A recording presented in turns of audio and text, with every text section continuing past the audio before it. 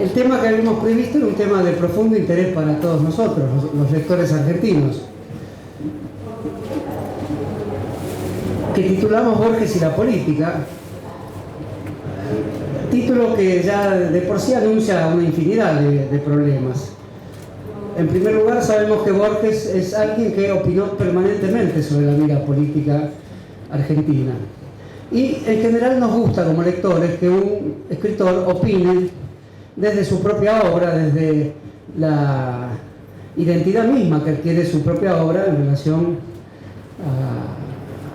al mundo político. No dudaríamos en decir que el Martín Fierro es una opinión política que se sustenta en un gran ejercicio literario, como no lo dudaríamos del Facundo y no lo dudaríamos de la excursión a los indios ranqueles.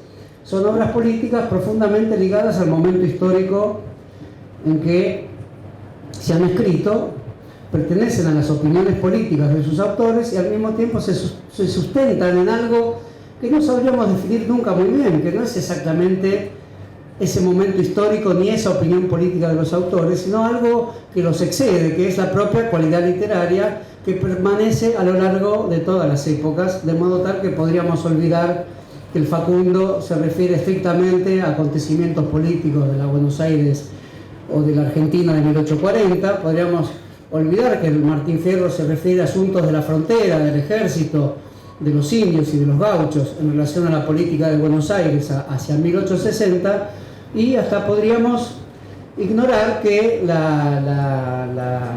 también la excursión a los indios ranqueles del mismo modo se refiere a proposiciones políticas que tienen que ver con la disputa respecto a la concepción de la presencia de las etnias indígenas en el territorio de la nación, puesto que finalmente lo que consagra el lector que viene después de las obras, el lector de esta república de lectores que somos todos nosotros, que somos lectores que heredamos generacionalmente a otros lectores.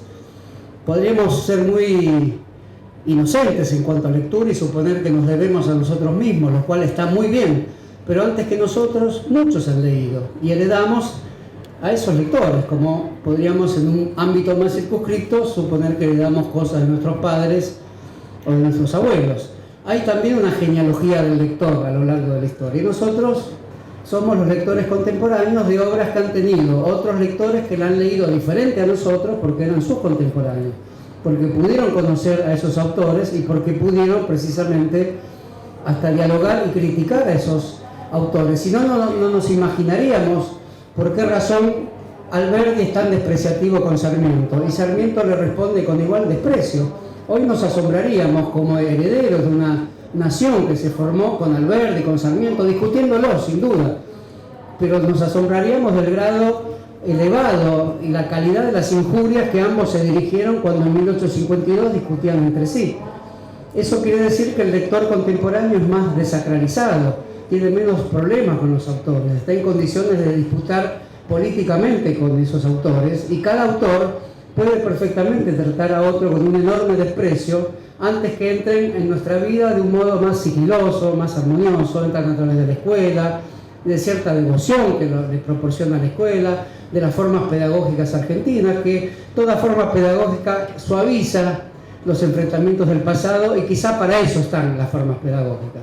Entonces, abreviando mucho esta idea de que como lectores hay otros lectores que no son de nuestra familia ni biológica ni de ninguna otra manera, pero de alguna manera lo son, puesto que han leído lo mismo de una manera diferente. ¿Cómo leemos el Borges político, el Borges que efectivamente nos costaría algún trabajo, más que en Sarmiento, más que en Mansilla y más que en Roberto Ar, sin duda, de ver dónde estaba en su obra contemporánea exactamente lo que llamamos aquí lo político, es decir, la disputa por cuestiones que tienen que ver con el Estado y la sociedad. ¿Dónde está en el Alep? ¿Dónde está en el jardín de los senderos que se bifurcan? ¿Dónde está en la muerte y la brújula? Encontraríamos ahí lo político, con lo cual habría que desentrañar en Borges un conjunto de nociones políticas en la estructura misma de la obra. Es decir, tendríamos que ver que su tratamiento del tiempo, que como se sabe en Borges pertenece a un dilema filosófico muy remoto y que él lo trata con absoluta amenidad y lo llama nueva refutación del tiempo, con lo cual ya demuestra el tipo de procedimiento que utiliza respecto a la negación.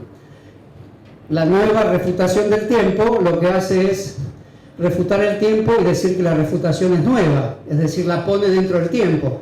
De modo tal que ese escurridizo Borges, que para anunciar lo que hace, lo hace de un modo que debilita y rebaja todo lo que anuncia. Lo mismo que anuncia, lo retira. Los lectores de Borges sabemos muy bien cómo es ese mecanismo que no sabríamos explicar bien. Como críticos literarios podríamos explicarlo con más dificultades que como usuarios del lenguaje común, porque en el lenguaje común hacemos lo mismo. Queremos refutar algo y dejamos una pieza suelta en el lenguaje, una pequeña ironía, algo que se pueda leer de modo tal que contradiga lo que decimos, que es nuestra chance para seguir conversando, para no tirar toda la carne en el asador cuando estamos hablando, porque sería muy duro vivir así, estaríamos peleados con todo el mundo. Entonces Borges utiliza ese modelo de ironías o de paradojas, llamémoslo así, que es una afirmación que deja como un ganchito separado y afuera de la propia forma de expresar la afirmación, que permite retrabajarla, negarla, dejarla en suspenso y decir posteriormente no dije tal cosa. Eso nunca ha pasado con el gran tema de Borges, que es la refutación del tiempo. ¿Cómo se refutaría el tiempo? La refutación del tiempo es una de las piezas, como digo, magníficas, que están en toda la obra de Borges. Construye un sujeto que él llama el sujeto que percibe en forma abstracta el tiempo, es decir, que de algún modo se vincula con la eternidad, con la circularidad de las cosas, con la complementación permanente de los opuestos, y eso forma parte de lo que Borges llamó la refutación del tiempo. ¿Cómo estaría en la historia y en la política un autor que dice haber refutado el tiempo? ¿Cómo estaría en la política, que es la hora del tiempo? Hay muchos políticos que se jactan precisamente para justificar el cambio incesante de opiniones en el hecho de que está todo amasado en el tiempo, es decir, está amasado en la relatividad de las cosas, en la capacidad cambiante de todas las situaciones históricas. La frase maligna de la televisión, nadie resiste un archivo, es de alguna manera una fácil observación crítica respecto a la idea, que no es maligna, pero sí ingenua, de que como todo cambia, efectivamente se pueden cambiar las afirmaciones sobre lo que todo cambia. Entonces, en un extremo, lo político aparece justamente como algo que está en el espesor del tiempo, algo que permanentemente nos obliga a atender ante nosotros mismos la capacidad que tengamos para adecuarnos con nuestros propios cambios a todo lo que incesantemente se nos presenta como nuevo, como sorprendente. Y seríamos aquellos viejos sistemáticamente repetitivos que nos repetimos siempre en el afán de buscar lo nuevo y de creer que siempre estamos inmersos en lo nuevo. Bueno, Borges, profundamente irónico con este tipo de pensamientos, es un autor que no se cansó nunca de percibir lo político como un marco de opiniones permanentes. Lo político en el lugar de la opinión estricta, opinión cambiante a lo largo de toda la trayectoria de Borges, que sin embargo muchos han intentado detectar alrededor de un cierto anarquismo estetizado, que sin embargo tuvo una fiel capacidad de seguir los momentos políticos de la Argentina, tanto como lo hizo cualquier ciudadano y tanto como lo hizo aún más cualquier ciudadano indignado, poseedor de la furia y de la pasión política. Borges no parecía un personaje furioso, pero en realidad actuaba en sus afirmaciones políticas de una manera que estrictamente lo vincularían a un tipo de opinión encarnizada, tal como se tendría hoy en cualquier café o en la televisión argentina, tal como la vemos habitualmente. Es decir, Borges fue alguien absolutamente bien informado sobre la política argentina, a la que le destinó sus dardos envenenados de una ironía que prácticamente nunca había cesado, pero sus etapas son bastante cambiantes. Hay un Borges, como todos sabemos, irigoyenista, que pone el nombre de Irigoyen en un gran poema. El nombre de Irigoyen se puede decir que no es un nombre poético. Hay una gran tesis en la literatura argentina que pertenece a muchas personas, pero que Ricardo Piglia de algún modo elaborado con más ironía, que es que la literatura de Macedonio Fernández, por sus formas de encubrir el sujeto, por sus observaciones permanentemente irónicas y opacas respecto a la realidad, no fácilmente desentrañables, hablando un idioma secreto para él mismo, pero que formaba parte de una devoción. Nadie le decía, hable el idioma claro de los ciudadanos, porque de alguna manera de Irigoyen gustaba que en su propia forma de hablar estuviera el enigma de la política. Bueno, se dice que Macedonio Fernández escribía sus tratados metafísicos del mismo modo en que hablaba Irigoyen. Otras personas dijeron esto mismo de Borges. Los primeros poemas de Borges, los poemas del Cuaderno San Martín, los famosos de la Fundación de Buenos Aires, donde dice la palabra Irigoyen, Borges, eran poemas que se correspondían con el tipo de fraseo que tenía Hipólito Yrigoyen. ¿Cuál era el fraseo de Hipólito Yrigoyen? Los grandes plurales en palabras que no exigen plurales, el manejo arbitrario del idioma, donde evidentemente las palabras contundentes que sirven a la comprensión diáfana eran ocultadas en beneficio de una forma muy trabajosa de decirlo. Las afirmaciones eran oblicuas, aparentemente ambiguas, y en ese sentido la idea de que había un habla de Irigoyen y un habla de Borges conducía al tema de que en Irigoyen y en Borges se oculta un personaje que sería un criollo, que sería un orillero, que sería un melancólico, que sería alguien que ve la ciudad como una ciudad que merece cierta eternidad, pero sin embargo hay que vivir el presente. Se veía a las ciudades de las orillas y no a las orillas desde el centro. Y se tenía una suerte de espera de la historia, que era una espera paciente y que de algún modo no le exigía a la historia más de lo que uno estuviera en condiciones de darle si se sintiera un sujeto histórico. No es esta frase algo destinado a entender los momentos que vivimos, pero digamos que entre el irigoyenismo y Borges podía haber esta situación que Borges acepta poniendo la misma palabra Irigoyen en la Fundación Mítica de Buenos Aires. Recuerden, en una de los barrios de Buenos Aires, el piano mandaba un tango desaborido y el corralón seguro, opinaba Hipólito Yrigoyen. Esa Fundación Mítica de Irigoyen va desde la manzana célebre, donde llegan las primeras visiones que constituyen este lugar como un lugar que permite una identidad, y al mismo tiempo llegaba al tango y a Irigoyen. Ese Borges mantiene, sin explicarlo nunca en ningún lugar de su obra, por lo menos así lo creo, una cierta relación con lo que el irigoyenismo le servía, un cierto criollismo, la idea de que el universo necesitaba un punto de anclaje, precisaba un punto central, un punto digamos, que le permitiera al universalismo ser tal, es decir, le permitiera a los grandes autores universales, le permitiera a Heráclito o a Sófocles o a los nominalistas de la Edad Media de los que hablaba Borges, le permitiera tener algo irrisorio, tener una porción de territorio, tener una elección que fue una elección absolutamente caprichosa, pero absolutamente amorosa. ¿Por qué no la manzana de mi barrio? Todas estas maravillas del mundo que se me escapan permanentemente, que no sé dónde anclarlas, dónde situarlas, dónde ponerlas de modo que me sean afines, dónde voy a poner a Platón, a Aristóteles, a Hegel, a Marx, a la Revolución Francesa, a Picasso, a Susana Jiménez. ¿Dónde voy a poner todo esto?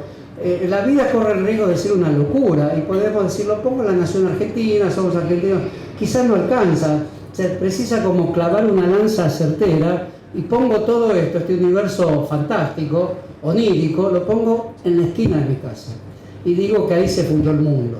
Entonces, de alguna manera, en un gran gesto literario, pongo la dificultad del universo y de la eternidad en un lugar bien visible, fugaz, pequeño, desdeñable, que es el bar de la esquina de mi casa. Y lo llamo mítico, llamo a ese movimiento de poner en la esquina de mi casa todo el mundo como un soporte exquisito del mundo, lo llamo forma mítica de pensar el mundo. Bueno, Borges hace eso, y el sabor irigoyenista y de tango, del tango que le gustaba, por supuesto los primeros tangos que él escucha siempre con placer. Se cuenta aquella anécdota de haber ido a un concierto de Piazzolla y comienza a tocar Piazzolla, y en la mitad del concierto Borges pregunta: ¿y cuándo empiezan los tangos?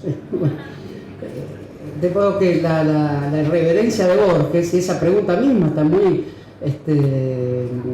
relacionada a las entrañas mismas de la literatura de Borges. Es decir, siempre hay una condición irónica para negar una ventaja del presente en nombre de algo irrisorio del pasado, que fue la beta criolla que encuentra Borges mitológicamente para poner el mundo como quien ata un gran dirigible que se escapa, lo ata a algún poste.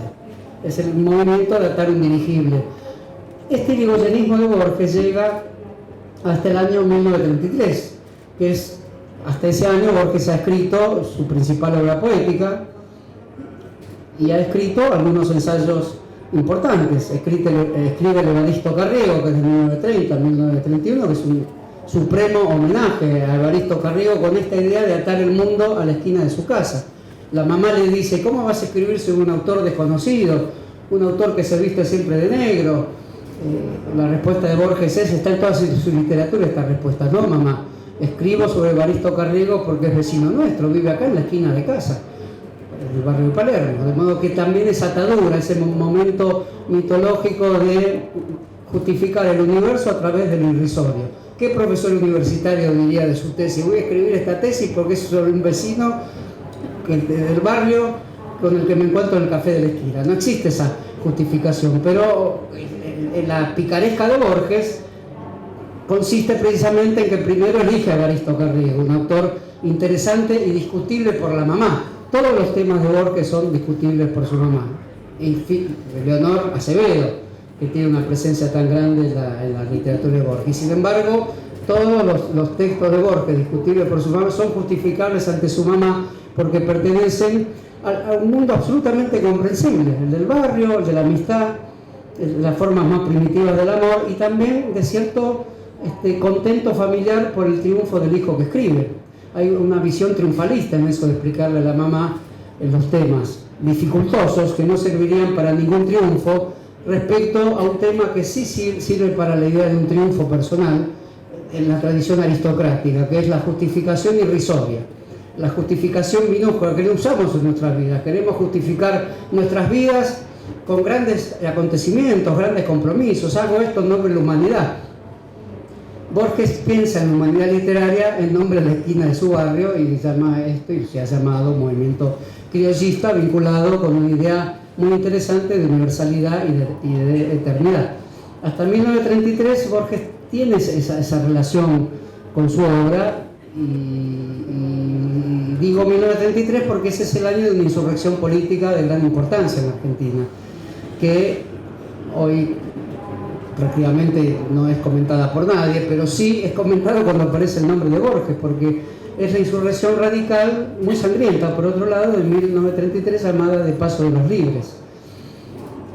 Gobierna el general Justo, que es el heredero del golpe de Uriburu, y un conjunto de radicales encabezados por dos coroneles de la historia del Partido Radical muy importantes. Hasta hace poco había comités radicales con el nombre de estos coroneles, el coronel Pomar y el coronel Bosch, que eran dos grandes conspiradores radicales de la vieja rama del ejército radical. No se olviden que Irigoyen era un gran conspirador y un hombre que en 3 oportunidades se insurgió en armas contra el llamado régimen. Estos dos coroneles declaran después de largos preparativos, por otro lado, que estaban en conocimiento tanto de Borges como de Macedonio Fernández. Había unas relaciones literarias con estos coroneles, sobre todo con el coronel Bosch, muy amigo de Macedonio Fernández. La insurrección estalla en la localidad correntina de Paso de los Libres. Es la Argentina moderna, no hay, como después posteriormente, los golpes militares de Buenos Aires van de Campo de Mayo a Buenos Aires, algunos desvían un poco, Campo de Mayo, Avenida del Libertador, pasan por otras avenidas, pero el del 30 fue Campo de Mayo, Rivadavia, Casa de Gobierno. Este es Corrientes, es aventura de algún modo predictivamente la idea de la periferia al centro. Y es reprimido por primera vez por la aviación militar de la Argentina, la incipiente aviación militar, y hay muchos muertos.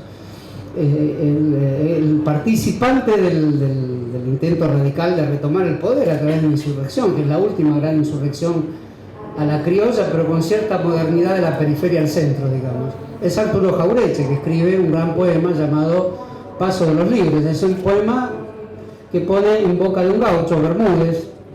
Bermúdez es uno de los insurgentes y ve morir a sus compañeros. Es muy delicada la poética de Borges, donde se cuenta cómo mueren los insurgentes. Y Jauretche o Bermúdez ven morir varios de esos insurgentes, y aparece entonces la forma del lamento de la literatura gauchesca, aparece la capacidad de la visión sensible del hombre armado respecto al juramento, es decir, jura conservar siempre la memoria de los caídos. Esto no ha pasado necesariamente, ni nunca pasa necesariamente así, ¿no? En ese poema, Paso de los Libres, que es de 1933, es un poema que llama la atención porque se usa la fórmula gauchesca, la sintaxis gauchesca, el silabeo gauchesco, y el protagonista habla como un gaucho, es decir, está consciente de que la política se parece a las gestas del coraje. Bueno, ahora que digo esto viene el amigo Norberto. Estaba haciendo una introducción a Norberto Galazo, porque este es su tema.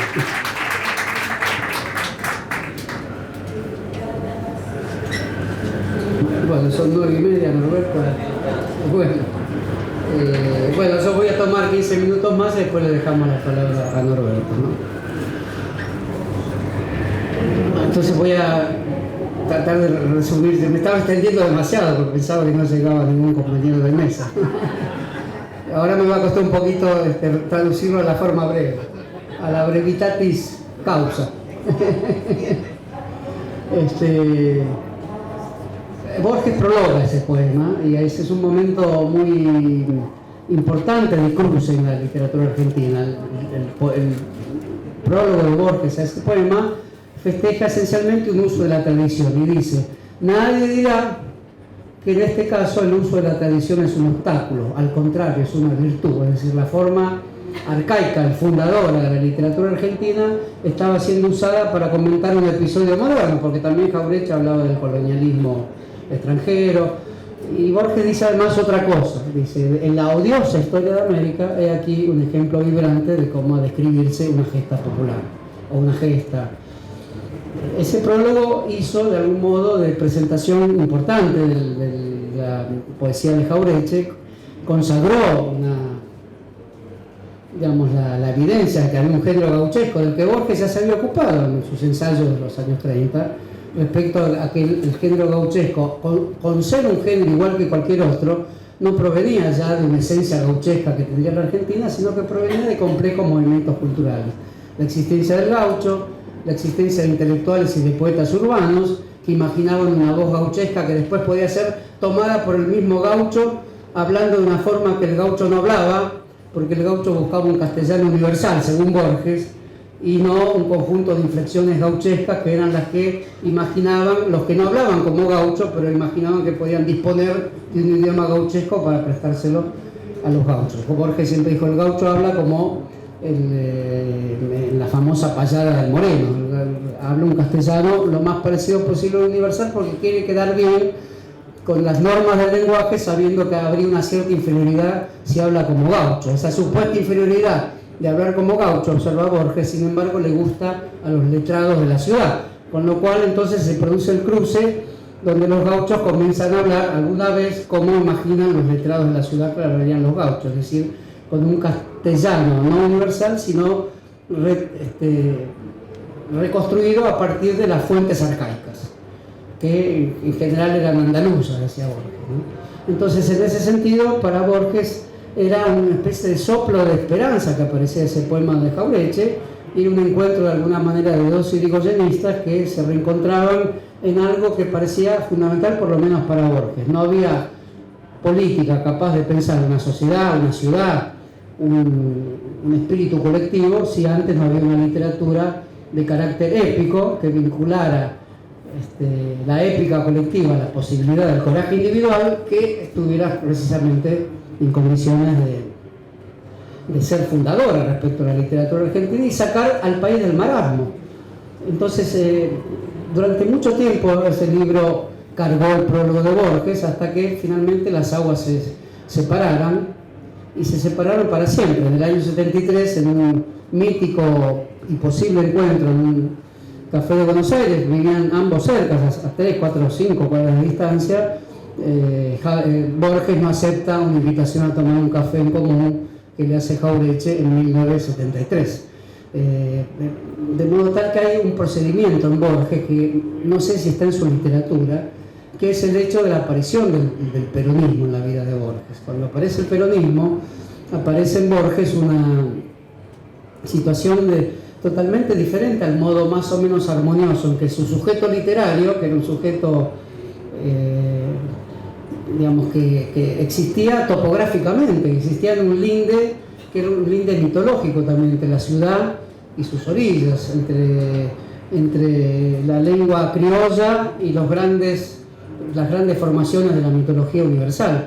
Ese linde imaginario que sustentaba toda la literatura de Borges permitía imaginar que esa literatura podía tener una condición de aceptabilidad armoniosa, como dije, con cierta lengua que se encontraba escurridiza, como sea, porque estaba en el irigoyenismo, que sería esta lengua también del coraje, de la Argentina vieja, de cierta resignación frente a la modernidad, a la cual se le destinaba no oposición, sino ironía. Bueno, esto, cuando aparece el peronismo, aparece para Borges como un fenómeno radicalmente diferente al irigoyenismo, una radicalidad en su contraposición que las historiografías posteriores, el modo en que habitualmente contamos la historia de la vida popular en sus opciones políticas, el irigoyenismo no parece tan contrapuesto al peronismo, aunque irigoyenistas cuenten con mayor énfasis en el irigoyenismo bases sentimentales que el peronismo no habría reconocido, pero no ven mayores contraposiciones, o el peronista de la sociedad industrial, de la nueva clase obrera forjada por el peronismo y que forja el peronismo, también vería dificultades para entender el irigoyenismo como un antecedente absoluto, pero no tendría problema en poner una serie que fuera más armoniosa que contradictoria. En Borges no, son dos bloques históricos totalmente diferenciados. El peronismo aparece como una amenaza a la ciudad letrada, como una amenaza a la civilización, retoma todos los temas de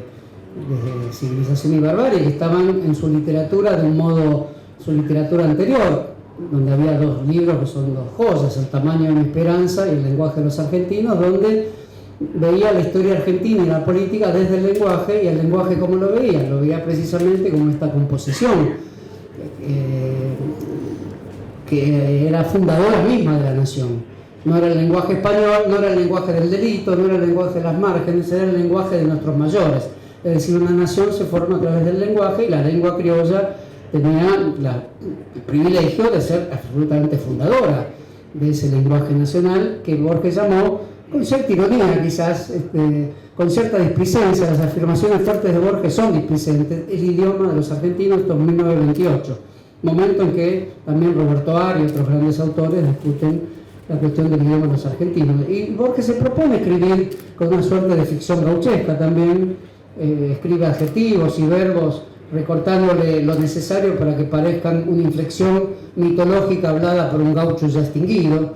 Entonces, de algún modo Borges colabora con esta idea de que tiene que haber un universalismo en las mitologías y una suerte de criollismo sentimental y efectivo, y con traslación a la política del idioma nacional. Bueno, ese Borges,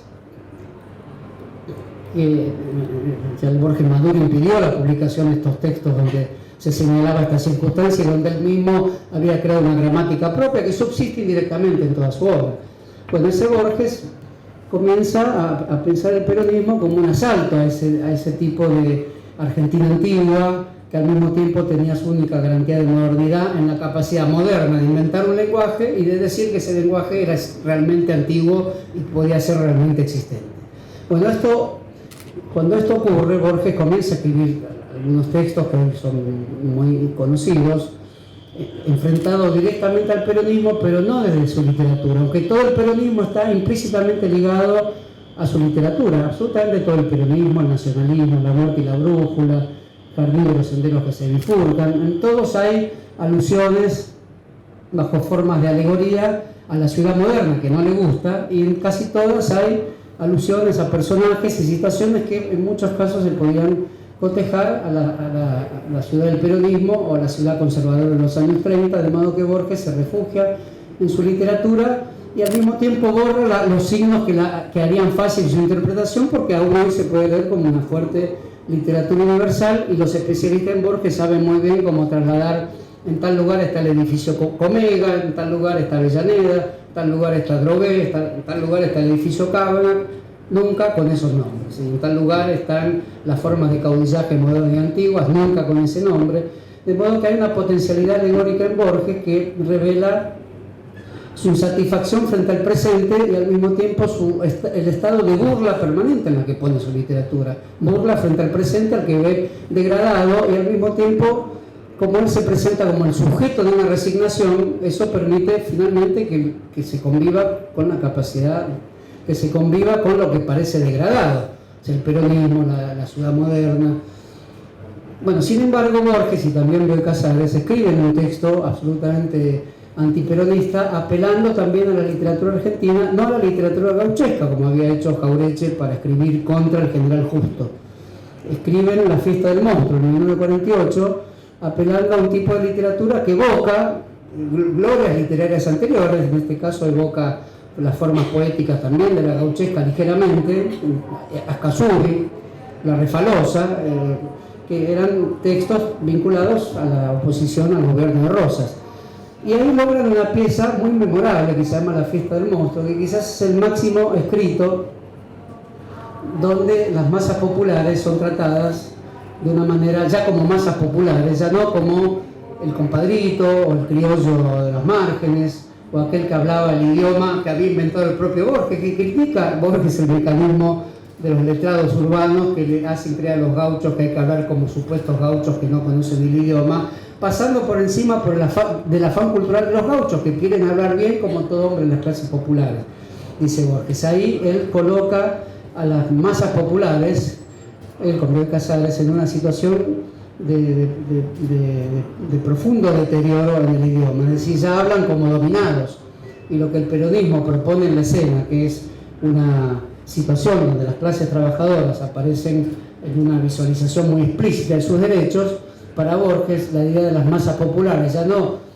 del criollo, ya no del cuchillero, sabido el cuchillo y la daga, la importancia que tienen Borges. La daga en uno de sus cuentos habla, la daga piensa, en una maravilla de literatura animista, digamos. El cuchillo es el que tiene la memoria de todos los que mató y busca a nuevos matadores y a nuevos asesinos, porque es el cuchillo el que piensa, ¿no? Ese límite al que llegó Borges a la literatura. Acá aparece en una pieza que sin duda es menor, pero es una pieza que circulaba en los ambientes de la oposición, sobre todo en Montevideo, porque era una pieza que describía de una forma muy degradada a las masas populares y relata una manifestación clásica del peronismo hacia la Plaza de Mayo en un festejo de octubre, y la relata en primera persona uno de los participantes. Ahora no me acuerdo si tiene nombre, pero es una suerte de confesión ante su novia Nelly. Prevengo Nelly, fue una fiesta extraordinaria, comienza. Y este hombre comienza su raid, que es un raid delictivo, humorístico, en la ciudad de Tolosa, hasta llegar a la Plaza de Mayo, donde hablaba el monstruo y terminan apedreando a un muchacho judío, como en La Refalosa, digamos. Hacen un sacrificio de tono ritual con una persona perteneciente al otro mundo, al mundo oculto, y además se demuestran como antisemitas. Le dicen que a vos te vamos a dar, quimicónitas, etc. Y además no se privan de ninguna de la orfebrería, ni ninguna de las situaciones que pertenecían ya directamente a la oposición, tal como la manejaba el antiperonismo de la época. Si había prácticamente un gobierno nazi, un gobierno que conculcaba libertades, un gobierno que convertía a las clases trabajadoras y a los ciudadanos en una masa inerte y asesina. El cuento es de algún modo gracioso porque inventa otro idioma, como supuso que la gauchesca era por invención. Este personaje habla con un idioma burocrático, idioma forense, con palabras en brasilero, es decir, no existe, simplemente es un collage idiomático este personaje. En un momento se dice, en vez de decir nos dieron un bufoso para cada uno de nosotros, invierte la frase, hubo cada uno de nosotros para un bufoso, es decir, de alguna manera también acá el bufoso hablaba como el puñal, pero no de la forma elevada, metafísica, en que hablaba un puñal que había asesinado desde los tiempos de Homero, sino acá era el peronismo. El bufoso era el peronismo al que se le entregaban encadenados la clase trabajadora. Uno podría decir, cualquier ciudadano argentino sabe que esto no era así. Existió en la Argentina, en esa Argentina que llamamos, en esa porción de la Argentina a la que se calificó de gorilas, exactamente este sentimiento. Bueno, este cuento iba mucho más allá de lo que habitualmente era el sentimiento de, hasta que murió Sábato, recuerdo el capítulo sobre el Citumba, donde la señora que podía tener el figurín del gorila, al chico que rescata, que quiere robar una imagen de la quema de las iglesias, le enseña que no es así. Es decir, había una cierta piedad, había una idea de que las clases populares estaban engañadas de la forma baja de lo que se llamó el gorilismo. En Borges, en este cuento, aparece la forma más eximia, la forma más alta. Retrata efectivamente a los bárbaros desde adentro, hace hablar a los bárbaros y de una forma mucho más cruel que el modo en que Echeverría hizo hablar a los personajes rosistas, que los hace hablar con cierta gracia y no los hace hablar como asesinos. Cuenta cosas graves, pero no los hace hablar como asesinos. Acá es un inocente que cuenta en un idioma casi forense y administrativo que finalmente van a matar a un chico judío en Diagonal Norte. O sea, y dice, y después Nelly, fue todo felicidad. Se abrieron los parlantes y comenzamos a escuchar la voz del monstruo. Bueno, ¿de dónde surgió entonces eso? Se puede decir que era la filigrana más pulida de lo que podía dar la literatura en ese momento en relación a una circunstancia política. Pero los matices que tiene lo que se llamó el antiperonismo, los Contreras, etcétera, para hablar en el lenguaje de la época, son muchísimos. Por eso estamos ante un Borges, digo yo, para terminar, ante un Borges que, digamos, tenemos el dilema de colocarlo en la vida política argentina o con estas piezas, que son piezas en gran medida de altísimo nivel, digamos, humorístico, pero altísimamente insultantes, desgarradoramente insultantes de la vida popular, pues no cabe la menor duda, así como fue absolutamente elogioso de la gesta popular de 1933. Ahí yo sé que Norberto traza una línea más estricta entre ese Borges y el Borges posterior, pero también podríamos decir que sería necesario hacer quizás otro balance de Borges si pensáramos que alguna continuidad de otra manera debe haber para convivir mejor con Borges y su extrema literatura universalista, absolutamente innovadora y exploradora en el sentido más relevante de las fuentes mismas de la creación literaria. Entonces ahí sí nos acercamos un poquito más a esta época, porque siempre hubo intervenciones políticas de Borges muy específicas, es decir, no salían de su refutación del tiempo. Como digo, es un autor que se expide muy directamente sobre toda la política y al mismo tiempo su literatura dice que está en un tiempo que puede ser circular, donde lo mismo se fusiona con lo otro, donde esa fusión del traidor con el héroe, que son todos los temas del peronismo además, absolutamente todos los temas del peronismo. De Borges sale el tema del destino, el tema del traidor, el tema del coraje, el tema de la muerte, que es la forma final del destino que fusiona lo mismo y lo otro. Es decir, que hace una inversión que ya estaba siendo oscuramente sospechada por aquel que va a entender precisamente que el otro era él, que es una gran frase de Borges, está en casi todos sus cuentos de muchas maneras. Si el otro era él, efectivamente, en esa transformación aparece una conciliación del mundo, los opuestos se reconocen en una única unidad, pero esa única unidad es el filamento de la muerte. El destino es capaz de revelarnos toda la sabiduría con una única condición. La única condición es la letalidad de esa revelación. Es en el momento de la muerte que sucede la máxima revelación. Eso lo sospechamos de Borges. Borges lleva a ese extremo toda la literatura y por eso creo que todos saludamos esa gran literatura. Pero qué curioso que coincida con grandes temas del peronismo, que con un idioma totalmente extraído de otras vetas del pensamiento político y militar del siglo XX, de Clausewitz, ciertos reflejos hegelianos que aparecen también en un movimiento popular. Qué curioso que tienen temas muy parecidos para un Borges que después, a la manera de un niño sumamente enojado y con el poder de su literatura, coloca esas piezas literarias como la fiesta del monstruo y demás, cuando está en posesión de conceptos muy homólogos al del peronismo, interpretados de otra manera. Como se quiera, el peronismo, el destino es una forma superior de la historia, no es un conocimiento antidemocrático ni que no puedan tener todos, pero está a disposición del jefe de una manera muy especial, pero no se consideraba el hombre del destino. Todas esas ideas destinales, laicas, tanto en Borges como en Perón, ¿no? Providenciales, extraídas de las grandes religiones, hacen de la época del peronismo y de Borges una época esencial para ser comprendida desde el punto de vista político y literario. Pero hay más Borges político, en lo cual termino, que es lo que se desprende de esta gran obra, que es política por su propio peso, pero que al mismo tiempo tiene el Borges permanentemente enojado, que cuando cae Perón, un año después, los fusilamientos, Borges los aplaude. Esto no lo sabíamos. Por eso, al que le guste Borges, que en mi caso sin duda no podemos privarnos de Borges, en algún lugar tenemos que poner esto, y ese lugar tiene que ser en nosotros mismos un lugar superior para pensar esto, porque si no tendríamos que inmediatamente apartarnos de una lectura de esta índole.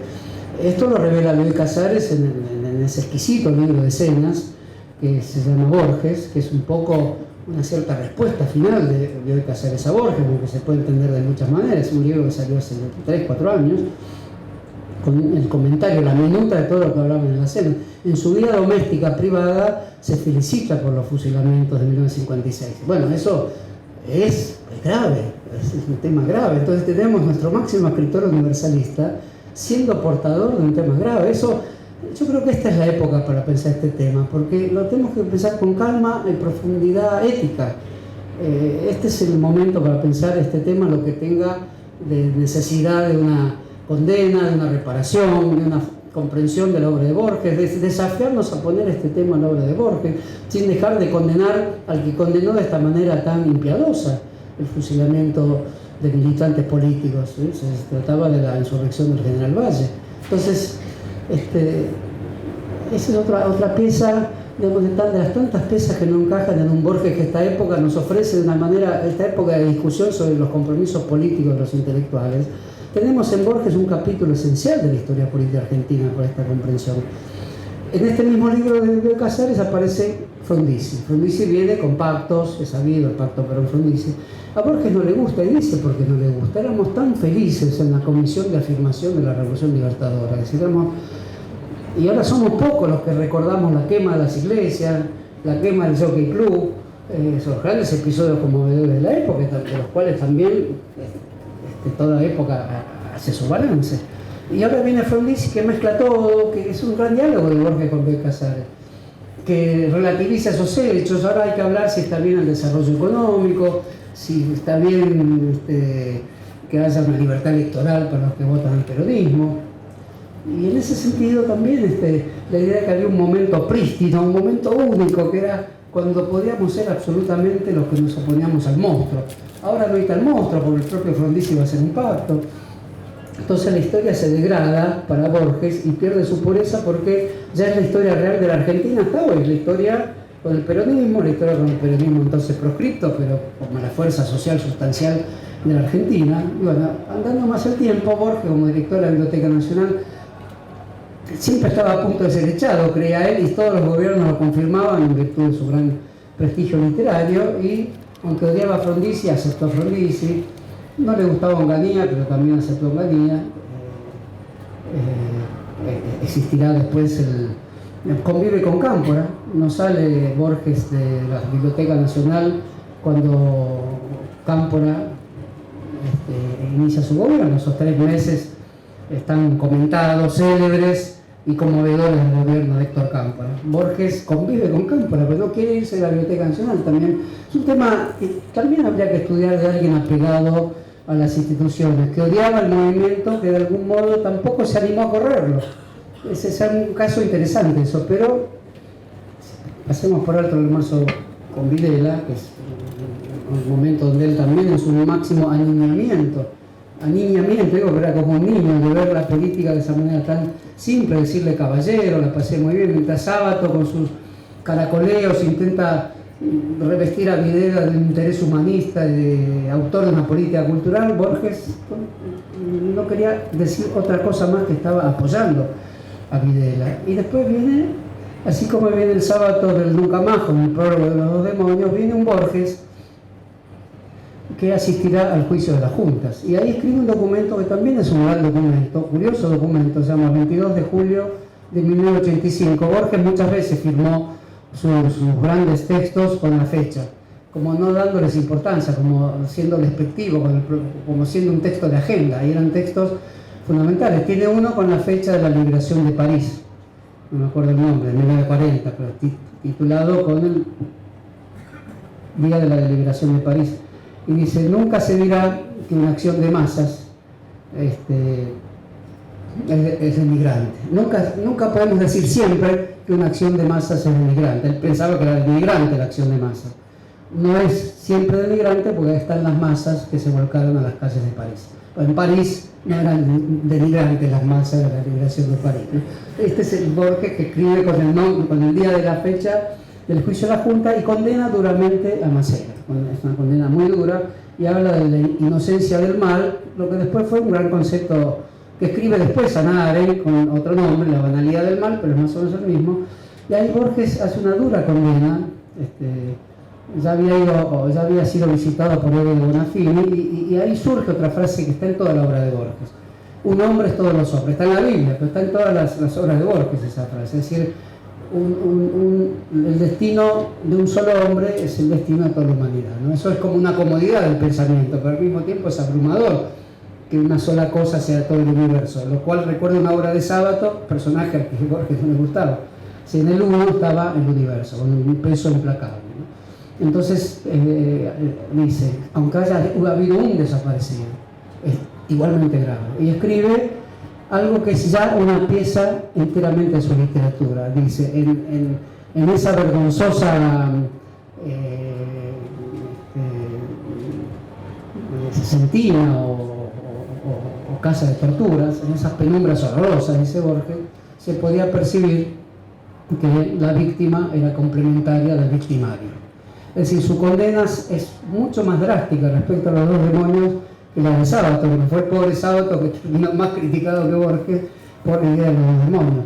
Ahora bien, esta idea de los dos demonios de Borges tiene también una exquisitez. Todo lo que hizo Borges en materia de expresión política la tiene, y por eso mismo esa pieza de Borges, que es una gran pieza, y recomiendo que se lea, ha sido bastante publicada, de alguna manera dejaba en el primer plano la crítica a Macera. Le dice asesino, le dice el señor de esas penumbras, el señor de las tinieblas, el dueño de la vida de todos. Pero al fotógrafo Basterra, que es el que saca, al que Borges lo escucha hablar, dice: se veía que era el condenado, que los demonios, y creo que emplea la expresión demonios, los demonios del mal, también se habían como filtrado, como apoderado del alma de la víctima. Entonces esto hacía una complementariedad. Esa complementariedad era una complementariedad literaria, pero de alguna manera coincidía con la idea de que había esa doble avenida de culpables en la historia argentina, que toda la historia argentina posterior quiso deshacerse de la idea de que había un equilibrio entre la insurgencia armada y los mecanismos terroríficos que había empleado el Estado para conjurarlo. Borges de alguna manera acepta eso, pero lo acepta en el interior de su literatura, es decir, lo mismo haciéndose lo otro, lo mismo, es decir, aquello que cree metiéndose con el tema de las torturas, de una manera que podríamos decir aceptable, si no fuera porque también está consagrada a no disculpar a nadie, pero al mismo tiempo está tan entrometida en su literatura, en la lógica interna de su literatura, en la forma de conocimiento último de su literatura, que podríamos decir dos cosas de Borges: que hizo política absolutamente desde su literatura, desde la LEP o el Sur o el Muerto, y ahí estaban sus juicios políticos verdaderos, esa ética del gran escéptico que era Borges, hasta esta pieza aparentemente periodística que es parte de su literatura también y que ve el bien y el mal entrelazados en la Escuela de Mecánica de la Armada. O pensamos un Borges solo político al margen de su obra, y ahí me parece un Borges irigoyenista interesante, como un Borges antiperonista arbitrario, y me parece una forma de pensarla posible, aunque quizás no considere enteramente esta otra forma de pensar a Borges, que ya está en su literatura la máxima experiencia superior quizás en Argentina para dotar de una ética casi imposible a un conjunto de acciones políticas en las que se pregunta permanentemente qué es la política, qué es el hombre, qué es la humanidad. Son las preguntas de los grandes escritores. Agrego finalmente para terminar, es una pena que el gran escritor que fue Borges, que aún sustenta buena parte de la literatura que se escribe en Argentina, haya sido tan imprudente para manejar sus propias pasiones políticas. Bueno, nada más. Muchas gracias.